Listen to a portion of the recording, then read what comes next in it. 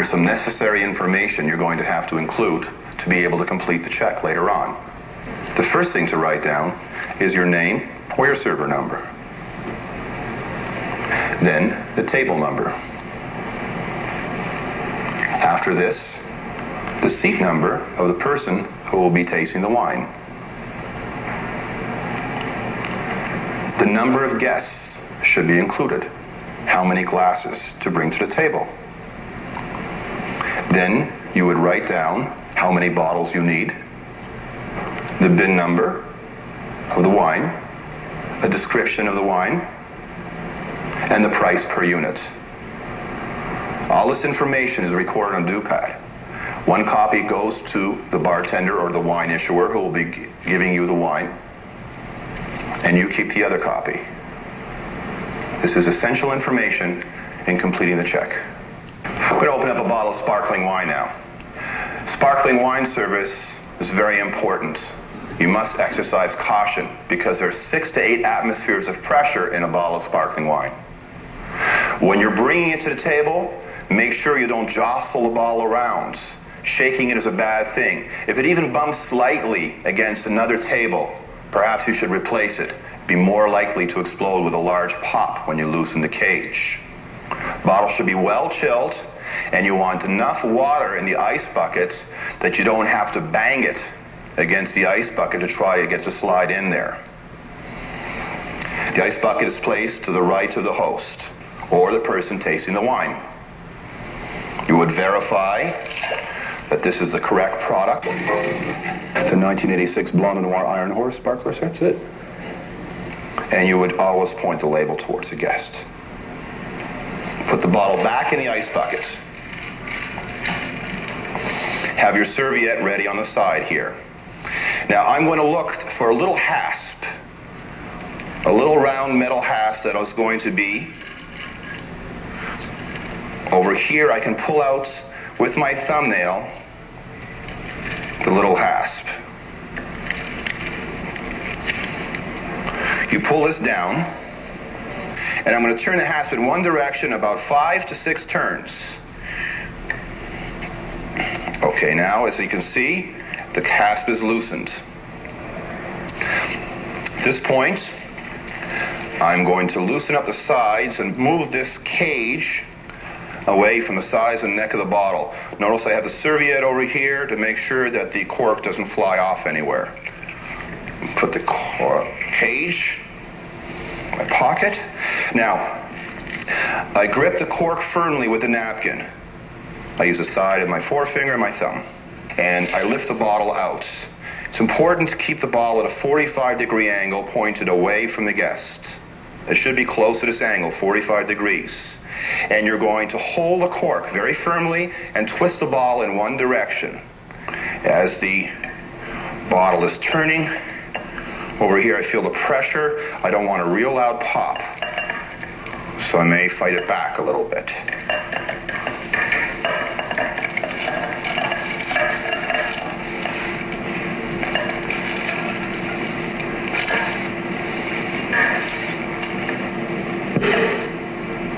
And then even after you take the cork out, leave it at a 45-degree angle for a few seconds.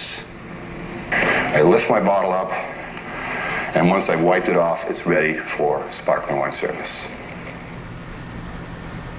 Now we're ready to pour a taste to the person who's ordered the wine. The person who ordered the sparkling wine will get a 1-ounce taste. So we'll lift the bottle out. I'm going to wipe the bottom of the bottle over here with our serviette and use that underneath. Again, the label will be showing. It's important to mention the glass should be clean and dry. A chilled glass will spoil the bubbles. Firmly, I pour about 1 ounce, twist, and step back. We're ready to pour the sparkling wine for the guests. Sparkling wine's a little different in that we're going to pour it in 2 motions. The first to prime the glass, and once the bubbles have subsided, we'll pour the remainder of the wine. I lift out the bottle, gripping it by the shoulder, wiping off the bottom with my serviette. I grip it so the label is showing to the customer. I'm going to pour a little bit over here, wait for these bubbles to subside, and then they can catch the rest of the wine better without losing too much to the mousse or foam. And there we go.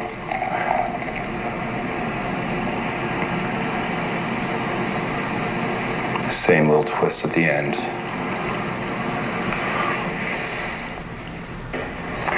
These are known as champagne pliers. To get the cork into the champagne bottle, they very often use wax. Sometimes the wax will form a bond with the glass at the neck of the bottle, and the cork seems to be impossible to get out. This is a good time to use these champagne pliers. You would put them on the top of the cork, as I have them here, and again, you'd still be turning the bottle, not the cork, in one direction. We turn.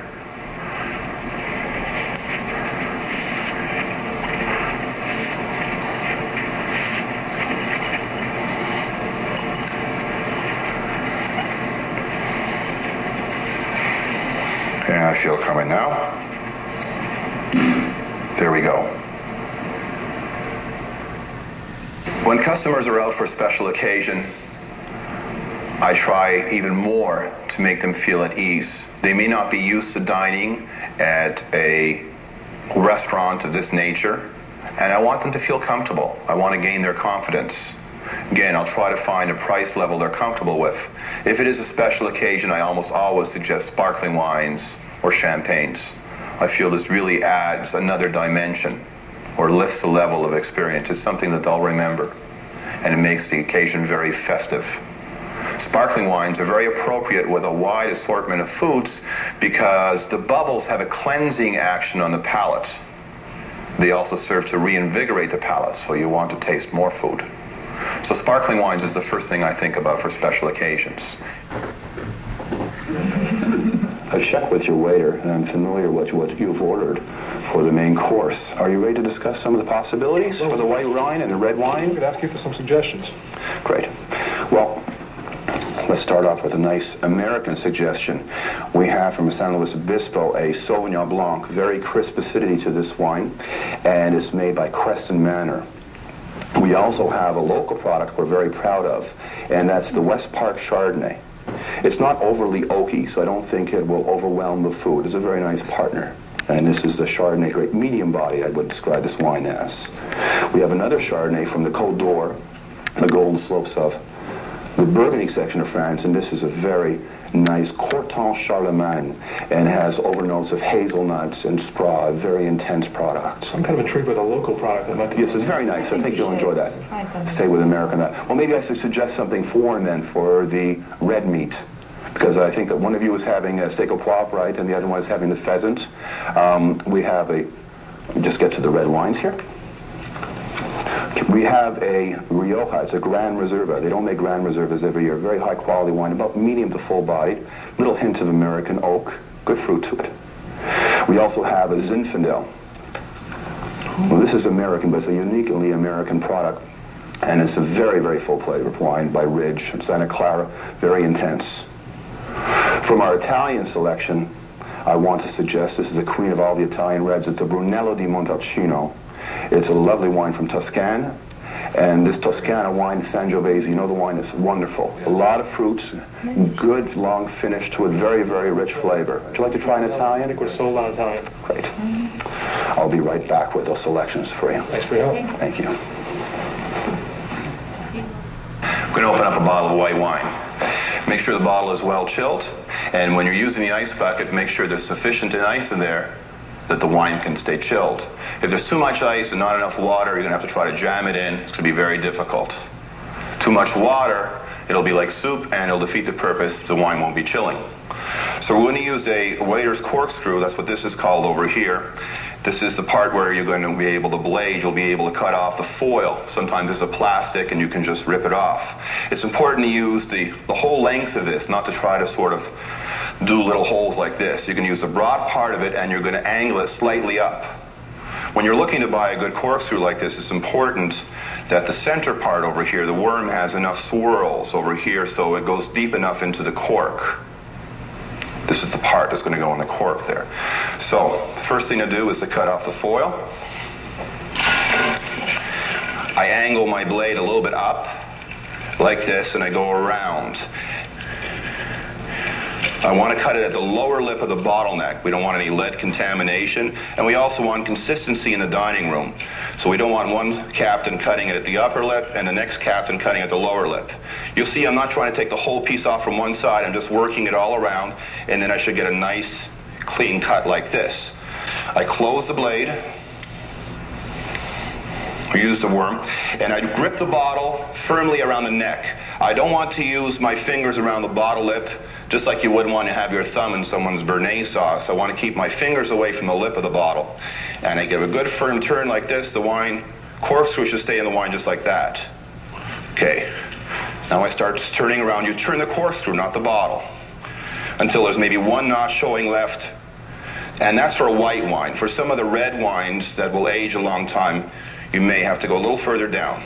Now it's a lever motion, so I move it back like this. Then I put this over here, and I'll use my finger to balance this out. So it's important to remember, the wine is still in the bucket over here. I'm using my finger to balance out the lever over here. I don't have my fingers on the lip of the bottle, and I'm pulling straight up. Okay, when I've gone most of the way over here, the very last part I can sort of jimmy out with my hands like this. Then I would remove the cork.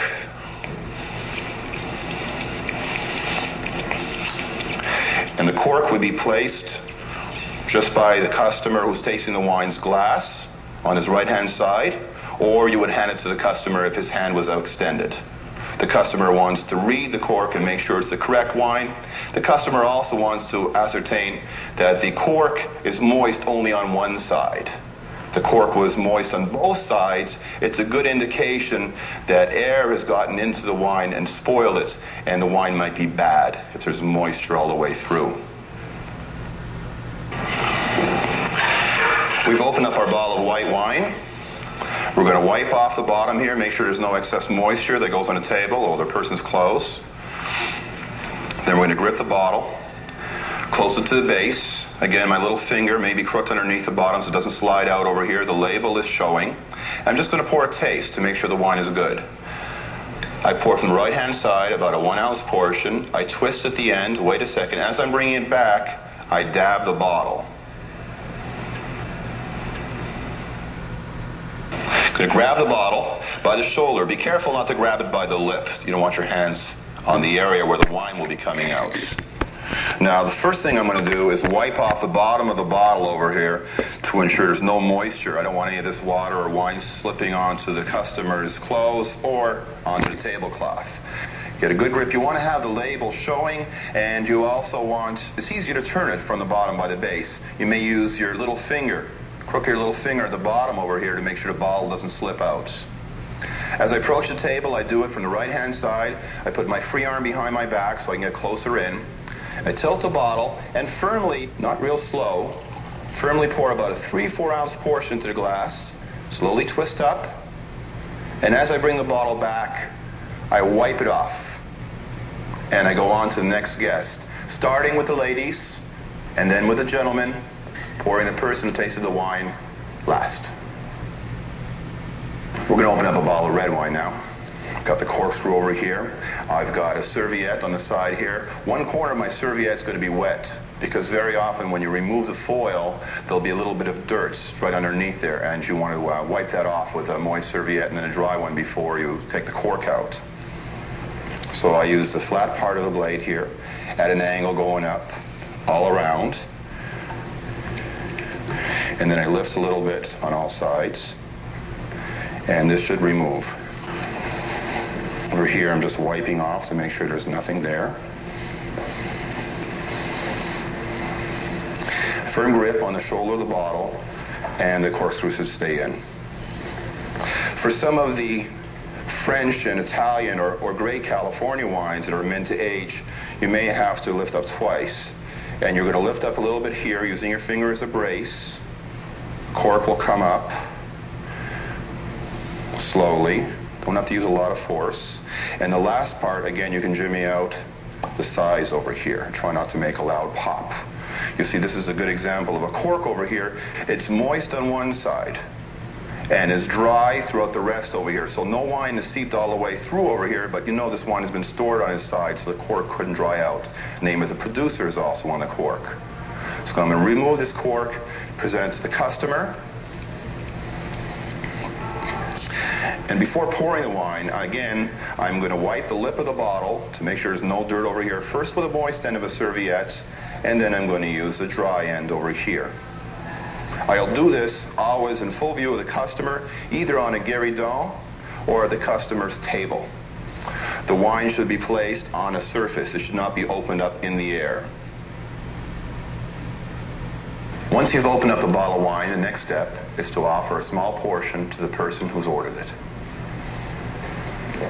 You pour about a 1 ounce portion, again, a little twist over here, and dab it as you come back. Don't be thrown off, because sometimes a customer will just sniff the wine or take a look and say that's all right. Once the customer has accepted the wine, you can go ahead and begin pouring.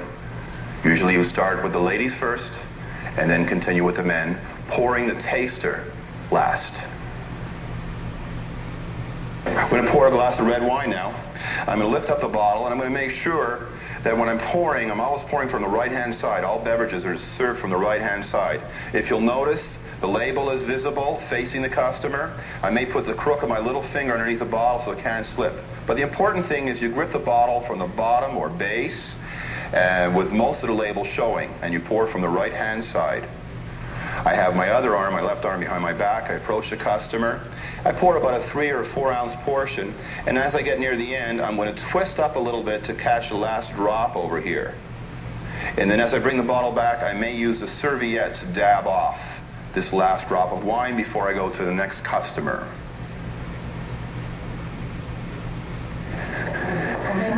I was in the for 3 weeks. For 3 weeks? That was all you had for 3 weeks? Pardon me.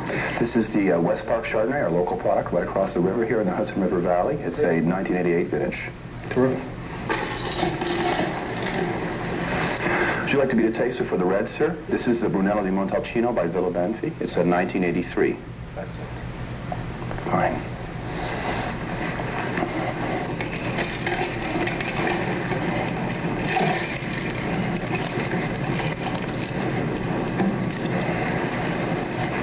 I could never do that. I just need the right tool. I'm used to working with this. The more you do it, the more comfortable you get to do it. It's like tennis or guitar or anything else. That's not fun. Yeah. I'll try not to.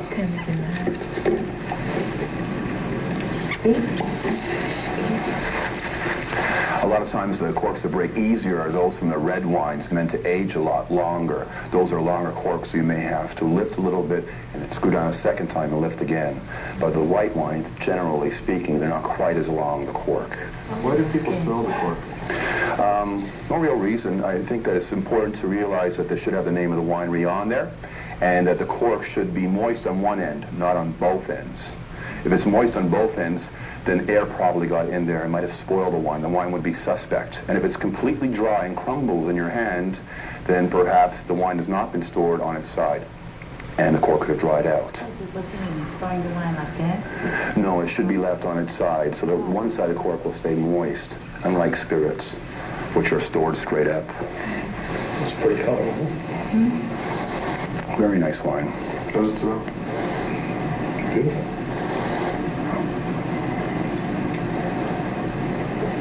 That's very nice. I'm glad you like it, sir. May I pour you some now? Yes, sir.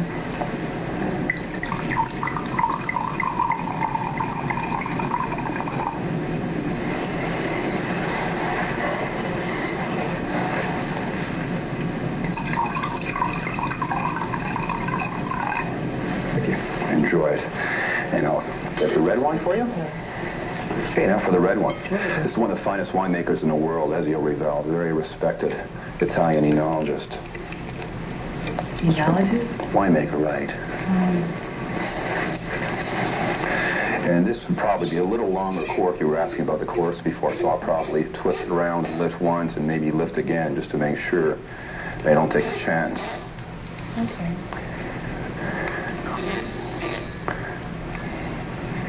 Ooh. See, because this wine can really, this is a wine you could lay down in your cellar for a very long time.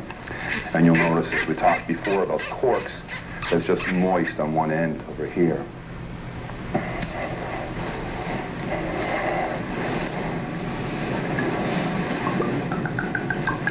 So you tell me what you think.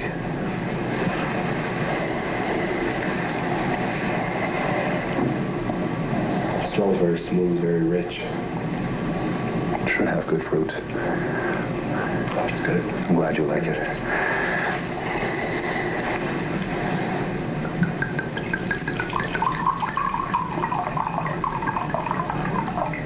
Thank you. Pleasure.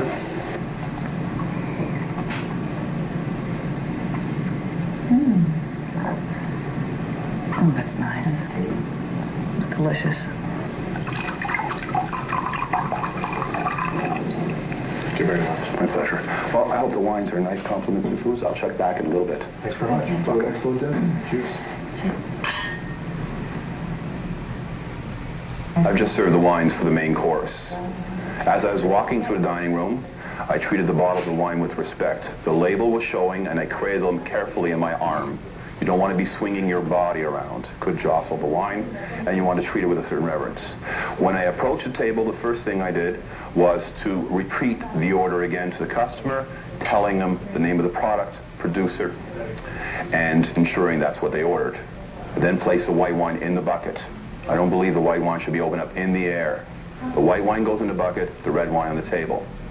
Then I open up the bottle of white wine. This is a corkscrew that I used. First thing I did was I pulled out the knife, the blade over here, and I don't use a very point. I use the flat part here, and I angle it slightly upwards. I'm cutting on the lower lip of the bottleneck.